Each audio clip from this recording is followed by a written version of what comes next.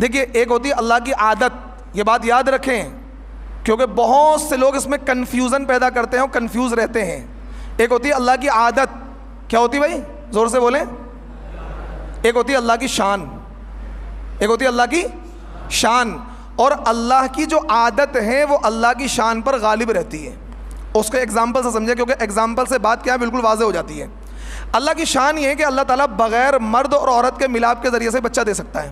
شان اللہ کی، اللہ نے دیا، حضرت آدم کو دیا، حضرت حوا بغیر اور مرد اور عورت کے ملاپ سے پیدا ہوئے، اور اسی طریقے سے حضرت عیسیٰ بغیر باپ کے پیدا ہوئے۔ اس کے علاوہ کوئی ایگزامپل ہے آپ کے پاس ان دو تین کے علاوہ کہ اللہ تعالیٰ نے کوئی بچہ بغیر باپ کے پیدا کیا ہو؟ کوئی ایگزامپل ہے؟ تو یعنی دو کیس ایسے ہیں کہ جس میں اللہ تعالیٰ نے مرد اور عورت کے ملاپ کے ذریعے سے بچہ پیدا کر دیا۔ حضرت آدم کو اللہ نے پیدا کیا، ایک انسان وجود دیا، حضرت مائی حوا کو وجود دیا، اور حضرت عیسیٰ علیہ السلام کو بغیر باپ کے پیدا کیا۔ ایک ایگزامپل ایسا جو بغیر باپ کے اللہ تعالیٰ نے حضرت عیسیٰ کو پیدا کیا پوری کائنات میں، اور اس پوری کائنات میں جب سے بنی ہے ہزاروں لاکھوں کروڑوں ملین اور بلین سال اس کائنات کو بنے ہو گئے، لیکن ایک بھی ایگزامپل آپ ایسا نہیں دکھا سکتے ہیں کہ اللہ تعالیٰ نے بغیر مرد اور عورت کے ملاپ کے بچہ پیدا کیا ہو۔ دکھا سکتے ہیں آپ؟ ہے آپ کے نالج میں؟ کسی کی نالج میں ہے بھائی؟ بتاؤ، بولو۔ نہیں ہے تو نہیں بولو، ہے تو بولو۔ نہیں ہے نا؟ تو اس سے پتہ لگا اللہ کی شان تو وہ ہے جو اللہ نے بغیر باپ کے حضرت عیسیٰ کو پیدا کر دیا، لیکن اللہ کی عادت یہ ہے کہ اللہ تعالیٰ بغیر مرد اور عورت کے ملاپ کے بچے کو پیدا نہیں کرتا ہے۔ تو اللہ کی عادت غالب رہتی نا، اللہ کی عادت کا مظاہرہ زیادہ ہوتا ہے، تو اس لیے اللہ تعالیٰ کی شان یہ ہے کہ اللہ بغیر اسباب کے بھی دے سکتا ہے، یہ شان ہے اللہ کی، لیکن اللہ تعالیٰ کی عادت یہ ہے کہ اللہ تعالیٰ بغیر اسباب کے نہیں دیتا ہے۔ یہ اسباب ہیں، کسی نے کیا ہے، کوئی چائے بیچ رہا ہے، کوئی سبزی بیچ رہا ہے، کوئی کارخانہ چلا رہا ہے، کوئی پراپرٹی کا کام کر رہا ہے، کوئی کپڑے سل رہا ہے، کوئی کپڑے بیچ رہا ہے، کوئی جاب کر رہا ہے، یہ اسباب ہیں۔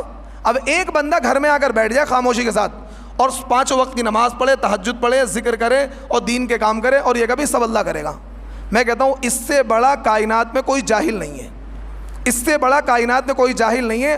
اسباب اور وسائل کو اختیار نہ کرے اور یہ کہے کہ اللہ کرے گا، میں کہہ رہا ہوں قیامت کی صبح تک اس سے کچھ نہیں ہو سکتا۔ یہ اللہ کا نظام ہے، ایسا کرنا یہ اللہ کے نظام سے بغاوت ہے، اللہ کے سسٹم سے بغاوت ہے۔ اللہ نے ایک سسٹم بنایا کہ تم اسباب کو اختیار کرو، لیکن فقط اسباب کو ہی سب کچھ مان لینا یہ بھی غلط ہے۔ دونوں کو، یعنی آپ اسباب اور وسائل کو اختیار کریں، لیکن آپ کا عقیدہ یہ ہونا چاہیے کہ اسباب مجھے نہیں کھلاتے ہیں، اسباب اور وسائل اختیار کرنا یہ میرا کام ہے، اور اس اسباب کے ذریعے سے ترقی دینا یا نہ دینا یہ اللہ کا کام ہے۔ بات سمجھ آ رہی ہے؟ یعنی اسباب کو اختیار کرنا یہ اللہ نے ہمیں ذمہ داری بتائی، تمہیں تو اسباب کو اختیار کرنا پڑے گا۔ اب اس میں اس اسباب کے ذریعے سے روزی کبھی ملتی بھی کبھی نہیں ملتی ہے۔ ایک بندہ کاروبار کرتا ہے لاس ہو جاتا ہے، اور ایک بندہ کاروبار کرتا ہے اس سے فائدہ ہو جاتا ہے۔ تو اس سے پتہ لگا ہمارا کام کیا ہے، اسباب کو اختیار کرنا۔ ہمارا کام کیا ہے، اسباب کو اختیار کرنا، نتیجے دینا اللہ کا کام ہے، اسباب سے راہ فرار اختیار نہیں ہونی چاہیے۔ تو اس لیے یہ بات یاد رکھنا، میرے استاد نے حدیث کے درمیان یہ بات کہی تھی کہ دیکھو ایک اللہ کی عادت ہوتی ہے، ایک اللہ کی شان ہوتی ہے۔ اللہ کی عادت کیا ہے، اللہ کی شان پر غالب رہتی ہے۔ کسی بزرگ کے بارے میں آپ نے پڑھ لیا، کسی اللہ والے کے بارے میں کہ بھائی ان کا کچھ نہیں تھا، وہ غیب سے انتظام ہوتا تھا، روٹی آ جاتی تھی، سالن آ جاتا تھا، ایسے واقعات ہیں، لیکن بھائی پہلے ویسے بنو تو۔ ہمارا ایمان تو یوں ہے کہ باہر کوئی نکلے اور ایک تھپڑ مارے، جے شری رام بلوائے تو فوراً بول دیں گے۔ ایمان تو ہمارا اس درجے کا ہے، اور ہم بات کر رہے ہیں ابو ذر غفاری والی، بات کر رہے ہیں صحابہ والی، اور کیا ہے صحابہ کیا ہے، دین کے راستے میں ایسے نکل پڑتے تھے، کچھ نہیں ہوتا تھا۔ ارے بھائی وہ صحابہ تھے، ان کا ایمان کس درجے پہنچا ہوا تھا، وہ 1 مہینہ بھوکے رہ کر بھی ایمان سے نہیں پھر سکتے تھے۔ ہم تو صبح سے شام تک نہ ملے تو واویلا کرنے لگ جائیں گے۔ تو پہلے اس درجے کا ایمان ہو۔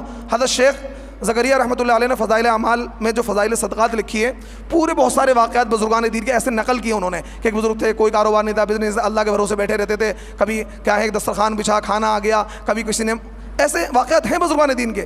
تو اخیر میں جب آپ بالکل فائنل پڑھ کر نکلیں گے، اخیر کو جو پیج ہیں، حضرت شیخ زکریا نے وضاحت بھی اس بات کی کری ہے کہ بھائی ان واقعات سے کوئی یہ مطلب نہ نکالے کہ اسباب کو چھوڑ دے، پہلے اس درجے کا ایمان تو بنا لے، اس درجے پر فائز تو ہو جائے۔ اب ایمان تو یہ ہوتا ہے کہ ہم 100-200 میں نیت خراب کر لیتے ہیں، اور ہم بات کرتے ہیں کہ شیخ عبد القادر جیلانی والی اور بڑے بڑے بزرگان دین والی۔ تو کہنے کا مطلب ہے ہم جیسے لوگوں کے لیے، ہم جیسے کمزور ایمان والوں کے لیے تو یہ ہے اسباب کو اختیار کریں اور کیا ہے نتیجے اللہ پر چھوڑیں، اور اسباب کو ترک کرنا یہ ہم جیسے لوگوں کے لیے کیا ہے جہالت ہوگی، نادانی ہوگی۔ اللہ تعالی ہم سب کو اعمال صالحہ کی توفیق عطا فرمائے۔ وآخر دعوانا